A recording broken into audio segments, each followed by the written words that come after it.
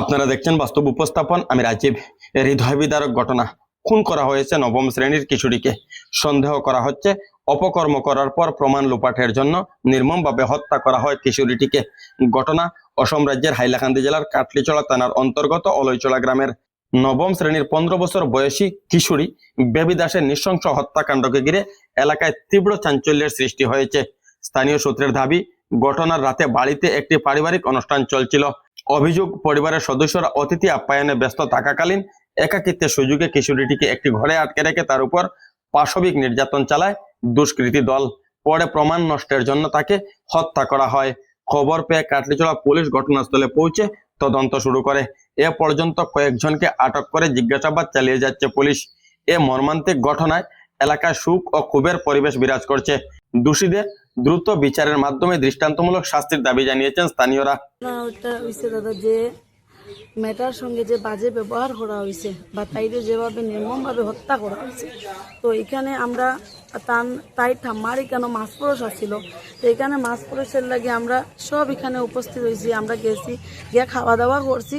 খাওয়া দাওয়ার পরে যেমন আমরা খাইয়া দিয়ে আই গেছি, তাই মাও তাই লাগে খাবার নিয়ে আইছে।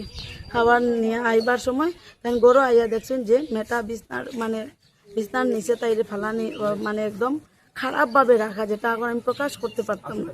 তাইরে মারতে গিয়ে তারা ঘুটনিটা পর্যন্ত ব্যবহার করছে। শারীরিক নির্যাতন সম্পূর্ণভাবে চালাইয়া এটার মধ্যে ঘুটনি ব্যবহার করা হয়েছে।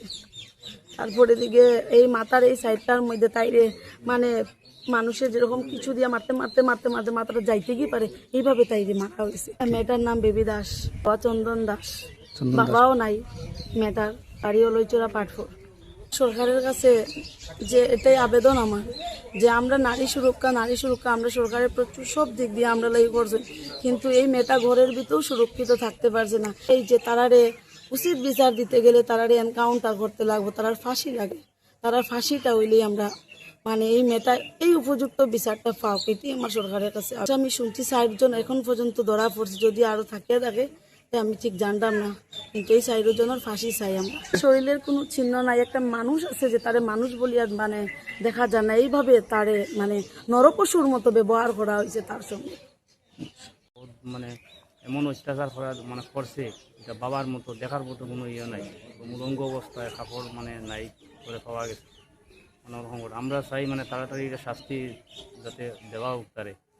আর ধরা হয়েছে আসামি, আরও যাতে 2-4 জন যদি 5 জন থাকে যাওয়া থাকে, মানে তাড়াতাড়ি এটা ধরা হইতো, ওটাও চাই। আমার তাই খাখাতো বোন। আপনার? আমার খাখাতো বোন। কয়টার সময় হইব ঘটনাটা অনুমানিক? 10:30 থেকে 11টার ভিতরে হইব। চাইলাম মানে ন্যায় বিচার চাই, তারা যাতে ফাঁসি হয় ওটাও চাই। মানে এরকম যে ঘটনা করছে আর যাতে ওয়ে না, ওটাও চাই প্রশাসন। তাড়াতাড়ি যারা মানে 2-4 জন 5 জন 10 জন যারা আছে জড়িত, তারা তাড়াতাড়ি তারা ধরার লাগে, ওটা প্রশাসনের কাছে চাই। নাম শশাঙ্ক দাস।